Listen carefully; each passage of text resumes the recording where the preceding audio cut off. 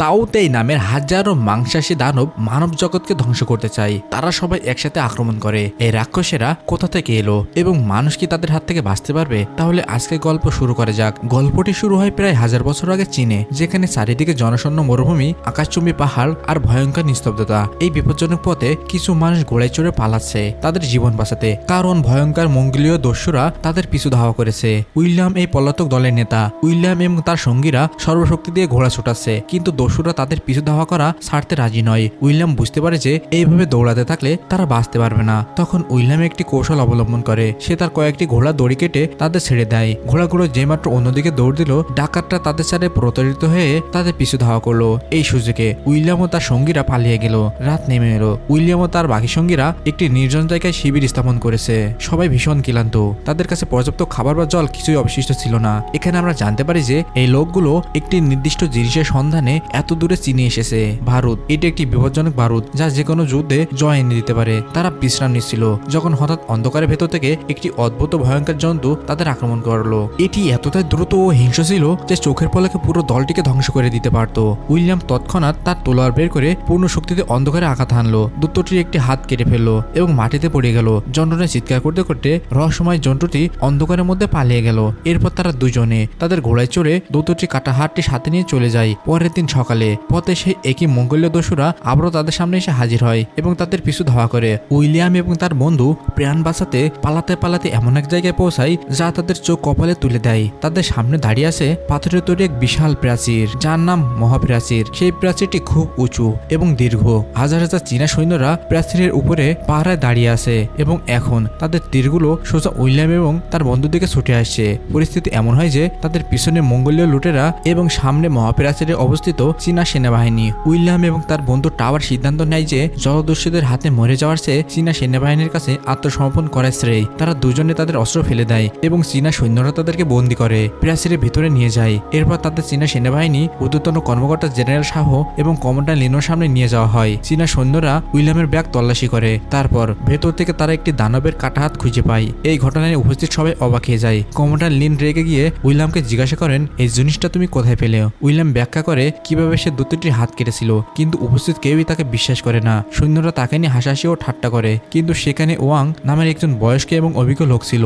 Wang উইলিয়ামের তরবারি এবং পোশাক সাবধানে পরীক্ষা করে। সেগুলোর উপর দৈত্যটির সবুজ রক্ত দেখে ওয়াং বুঝতে পারে যে সে মিথ্যা বলছে না, সেই দৈত্যটির হাত কেটেছিল। কমান্ডার লিন আদেশ দেন যে এই দুই বিদেশিকে অবিলম্বে হত্যা করা হোক, কারণ তারা এই প্রাচীরের রহস্যগুলো আবিষ্কার করে ফেলেছে এবং যদি তারা ছাড়া পেয়ে যায় তাহলে প্রাচীরের গোপনীয়তার জন্য হুমকি হয়ে দাঁড়াতে পারে। কিন্তু ওয়াং বলে যে তাদের হত্যা করার আগে সম্পূর্ণ সত্যটা জানা জরুরি। এই আলোচনা চলার সময় হঠাৎ পুরো দুর্গ জুড়ে বিপদের ঘন্টা বেজে ওঠে। একজন প্রহরী দৌড়ে এসে চিৎকার করে বলে, ওরা আসছে, ওরা প্রাচীরের দিকে এগিয়ে আসছে। একথা শুনে সেনাপতি শাহ অবিলম্বে যুদ্ধের প্রস্তুতি আদেশ দেন। মুহূর্তের মধ্যে পুরো মহাপ্রাচীর বিশৃঙ্খলায় ছেয়ে যায়। সৈন্যরা তাদের অস্ত্র তুলে নিয়ে নিজ নিজ অবস্থানে ছুটে যায়। সর্বত্র যুদ্ধের প্রস্তুতি শুরু হয়ে যায়। উইলিয়াম এবং তার বন্ধুকে হাতকড়া পরিয়ে প্রাচীরের চূড়ায় নিয়ে যাওয়া হয়। চূড়ায় পৌঁছে তারা দুজনে দেখে যে প্রত্যেক সৈন্যের বর্মের রং আলাদা এবং রঙের উপর নির্ভর করে তাদের কাজও ভিন্ন। লাল বর্মপরা সৈন্যরা হলো তীরন্দাজ, কালো বর্মপরা সৈন্যরা হলো মাটিতে যুদ্ধ করবে এবং সবচেয়ে স্বতন্ত্র হলো নীল বর্মপরা সৈন্যরা। নেলার নেতৃত্বে একদল নারী। ঠিক তখনই উইলিয়াম দূরে কিছু একটা অদ্ভুত জিনিস দেখতে পায়। আকাশ আর মাটির মাঝখানে তার মনে হয় যেন এক বিশাল সবুজ ঢেউ মহাপ্রাচীরের দিকে এগিয়ে আসছে। এক মুহূর্তের জন্য উইলিয়াম কিং কর্তব্য বিমূঢ় হয়ে যায়, কিন্তু তারপর বুঝতে পারে যে ঢেউটিও হলো হাজার হাজার এগিয়ে আসা মানসিক ও রাক্ষসদের একটি সেনাবাহিনী। এই ভয়ঙ্কর রাক্ষসদের নাম হলো তাওতেই। এরা সেই রাক্ষসদের দল যাদের মধ্যে গতরাতে উইলিয়াম একজনের হাত কেটে দিয়েছিল। সেনাপতি শাহ অবিলম্বে আক্রমণের আদেশ দেন। সৈন্যরা সঙ্গে সঙ্গে মহাপ্রাচীরের দিকে ঝাঁপিয়ে পড়ে। একটি বিশাল ক্যাটাপুল থেকে তারা রাক্ষসদের দিকে আগুনের বিশাল গোলা ছোড়ে। আগুনের গোলা রাখাতে অনেক তাওতেই ছাই হয়ে যায়, কিন্তু তা সত্ত্বেও তাদের গতি থেমে থাকে না। তারা না থেমে প্রাচীরের দিকে এগিয়ে যেতে থাকে। আসলে তাদের সংখ্যা হাজারে নয়, বরং লাখো লাখো। সৈন্যরা একই সাথে আকাশ থেকে বৃষ্টির মতো হাজার হাজার তীর তাওতে রাক্ষসদের উপর বর্ষণ করতে শুরু করে। নীল বর্মপরা নারীরা একটি দলে এগিয়ে আসে। এই যোদ্ধারা সবাই তাদের কোমরে দড়ি বেঁধে নেয় এবং তারা মহাপ্রাচীরের উচ্চতা থেকে সোজা রাক্ষসদের দিকে ঝাঁপিয়ে পড়ে। তাদের হাতে লম্বা বর্ষা থাকে। তারা বাতাসে দুলতে থাকে এবং তাওতেইদের আক্রমণ করে। এরপর দড়ি সাহায্যে আবার উপরে উঠে আসে। এটাকে একটি বিপজ্জনক কৌশল বলে মনে হয়, কিন্তু এখানে একটি ছোট ভুল মানে তৎক্ষণিক মৃত্যু। এতগুলো আক্রমণের পরেও রাক্ষসেরা থামে না। তারা ধীরে ধীরে দেয়ালের দিকে এগিয়ে আসে আসে। উইলিয়াম উপরে দাঁড়িয়ে এসব কিছু দেখছিল। সে দেখে চীনা সৈন্যরা একে একে নিহত হচ্ছে। ঠিক তখনই ব্লাড নামের আরেকজন বিদেশি বন্দী উইলিয়াম এবং তার বন্ধুকে মুক্ত করে। আসলে ব্লাড নিজেই 25 বছর আগে ভারতদুর্লভে এখানে এসেছিল, কিন্তু তখন থেকেই সে এখানে বন্দী আছে। মুক্ত হয়ে উইলিয়াম দেখে যে পিং নামের একজন তরুণী চীনা সৈন্য বিপদে পড়েছে।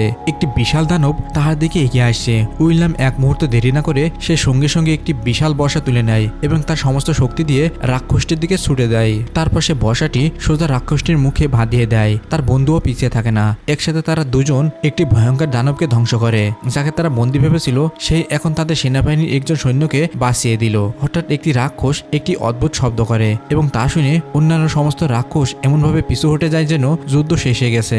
আসলে যে রাক্ষসটি শব্দ করেছিল সেই বড় দানবটি হলো এই রাক্ষসদের রানী। এবং সেই সবকিছু দেখার পর উইলিয়াম বুঝতে শুরু করে যে এই রাক্ষসেরা তাদের রানীর নির্দেশে সবকিছু করে, কিন্তু পিছু হটে যাওয়ার সময় এই দানবেরা তাদের মৃত সঙ্গীদের লাশ নিজেদের সাথে নিয়ে যায়, যাতে মানুষ তাদের শরীর দেখে তাদের দুর্বলতা খুঁজে না পায়। এরপর জেনারেল শাও উইলিয়াম এবং তার বন্ধুর কাছে আসেন। তিনি বলেন যে তোমরা দুজনেই আজকে অসাধারণ সাহস দেখিয়েছো, সুতরাং এখন থেকে তোমরা আমাদের অতিথি, বন্দী নাও। যুদ্ধের পর উইলিয়াম এবং তার বন্ধু আবার বিলাডের সাথে দেখা করে। বিলাড তাদের বলে যে তোমরা যা খুঁজতে এসেছো তা আমার কাছে আছে। এরপর সে তাদের লুকিয়ে রাখা বারুদ দেখায়। তারপর বিলাড একটি পরিকল্পনা করে। সে বলে যে পরের বার যখন তাওতে আক্রমণ করবে এবং পুরো সেনাবাহিনী যুদ্ধে লিপ্ত হবে, তখন তারা তিনজন মিলে সুযোগটি কাজে লাগিয়ে বারুদটা চুরি করে পালিয়ে যাবে। এদিকে ওয়াং উইলিয়ামের জিনিসপত্র পরীক্ষা করছিল।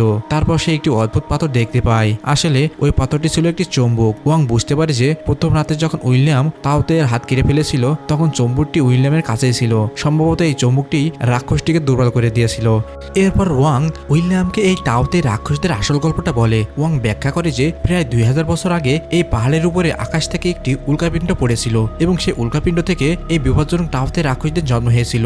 এরা সাধারণত পশু নয়। মানুষেরা বিশ্বাস করে যে তারা এসেছে মানুষের লোভ এবং পাপের জন্য তাদের শাস্তি দিতে। আসলে প্রতি 60 বছর পর পর এই রাক্ষসেরা জেগে ওঠে এবং মানুষকে আক্রমণ করে। তাদের একমাত্র উদ্দেশ্য হলো মাংস খাওয়া। তারা পথে মানুষ ও অন্যান্য প্রাণী হত্যা করে এবং তাদের মাংস তাদের রানীর কাছে পৌঁছে দেয় এবং তারপর রানী সেই মাংসকে হাজার হাজার নতুন তাওতেই জন্ম দেয়। এরপর ওয়াং একটি মানচিত্র দেখে বলে যে চীনের রাজধানী মহাপ্রাচীরের থেকে 300 মাইল দূরে সেখানে প্রায় 20 লক্ষ মানুষ বাস করে। যদি এই দৈত্যরা একবার প্রাচীর পার হয় তখন সেখানকার সমস্ত মানুষ এই দৈত্যদের খাদ্যে পরিণত হবে এবং এত মাংস পাওয়ার পর এই দৈত্যরা পুরো বিশ্ব শাসন করবে। এবার আমরা দেখি জেনারেল শাও খবর পান যে মহাপ্রাচীরের পশ্চিম অংশ থেকে কিছু প্রহরী হঠাৎ অদৃশ্য হয়ে গেছে।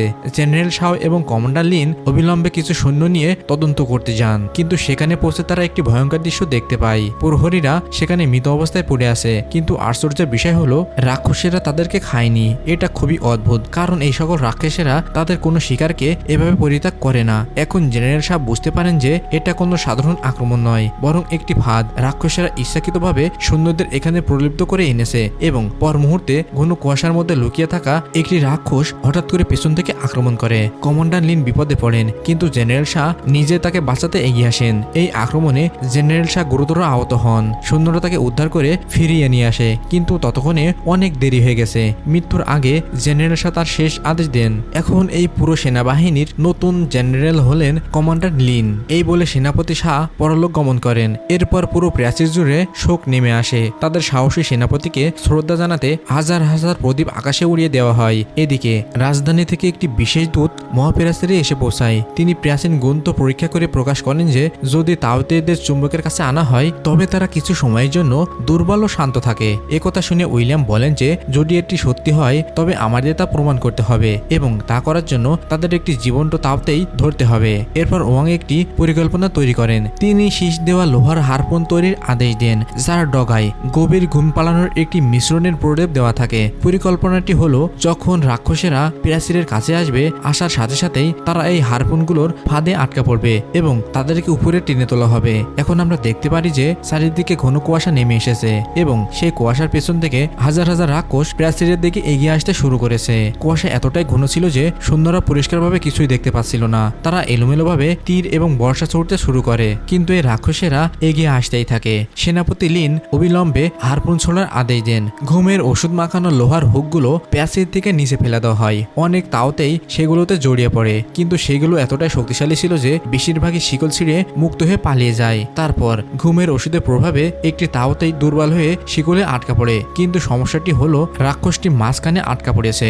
যদি সৈন্যরা তাকে জোর করে টেনে উপরে তোলে তাহলে শিকলগুলো ভেঙে যেতে পারে এবং পুরো পরিকল্পনা ব্যর্থ হয়ে যেতে পারে। তখন উইলিয়াম নিজেই নিচে যাওয়ার সিদ্ধান্ত নেয়। সবাই তাকে থামানোর চেষ্টা করে, কিন্তু উইলিয়াম নির্ভয়ে শিকল বেয়ে নিচে নেমে আসে। নিচে শত শত ক্ষুধার্ত তাওতেই ঘুরে বেড়াচ্ছে। উইলিয়াম একাই তাদের মধ্যে চলে যায় এবং দ্রুত দুর্বল দৈত্যটিকে শিকল দিয়ে শক্ত করে বাঁধতে শুরু করে। কিন্তু তারপর অন্য তাওতেরা তাকে চারদিক থেকে ঘিরে ফেলে। এখন পরিস্থিতি এমন যে উইলিয়াম একা, আর শত শত তাওতেরা তার সামনে মৃত্যুর মতো দাঁড়িয়ে আছে। মনে হচ্ছে আজ সে বেঁচে থাকবে না, তার বাঁচা অসম্ভব। হঠাৎ একটি বর্ষা তীব্র গতিতে এসে একটি দৈত্য চোখ বিদ্ধ করে। উইলিয়াম উপরে তাকিয়ে তার বন্ধুকে দেখতে পায়। তার বন্ধু উপর থেকে ক্রমাগত উইলিয়ামকে আড়াল করে রাখে। এই সুযোগে উইলিয়াম দৈত্যটিকে শিকল দিয়ে পুরোপুরি বেঁধে ফেলে। তারপর উপর থেকে সৈন্যরা সজোরে শিকল টেনে ধরে এবং অবশেষে তারা একটি জীবিত রাক্ষস ধরে ফেলে। উইলিয়াম এবং তার বন্ধু কোনো মতো মৃত্যুর হাত থেকে রক্ষা পেয়ে ভূপৃষ্ঠে ফিরে আসে। এখন সে একই চুম্বকিত পাথর বন্দি তাওতের সামনে রাখা হলো। চুম্বকটি পাথর দেখে ছটফট করতে থাকে। দৈত্যটি সম্পূর্ণ শান্ত হয়ে গেল।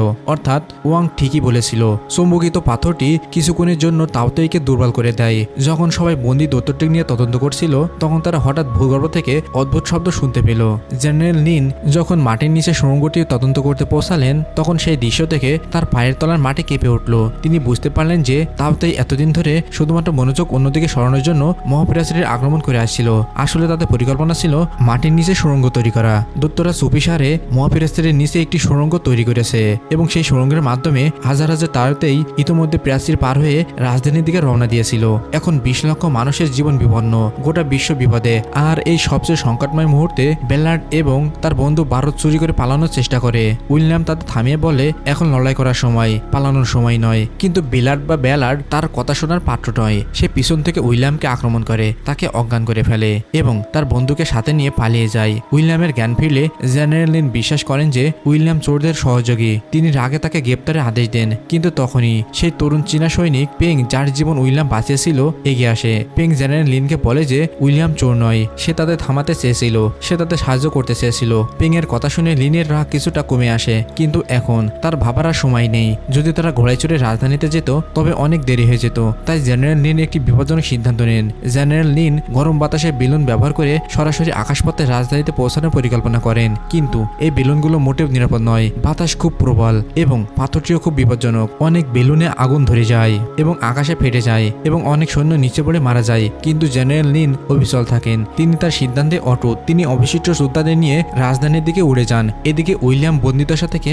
মুক্তি পায়। ওয়াং তাকে বলে যে এখন সবকিছু শেষ, রাক্ষসেরা রাজধানীর প্রাচীরে পৌঁছে গেছে। সে ওয়াংকে বলে যে আমি লিনের কাছে যাব এবং এই যুদ্ধ শেষ করেই ফিরবো। এরপরে উইলিয়াম এবং ওয়াং কোনোভাবে দ্রুত রাজধানীতে পৌঁছায়। সেখানে পৌঁছে তারা আবিষ্কার করে যে পুরো শহরটি নরকে পরিণত হয়েছে। পরিস্থিতি বদলে গেছে, সর্বত্র বিশৃঙ্খলা। তাওতেইরা শহরে প্রবেশ করেছে এবং সাধারণ নাগরিকদের উপর আক্রমণ করে তাদেরকে খেয়ে ফেলছে।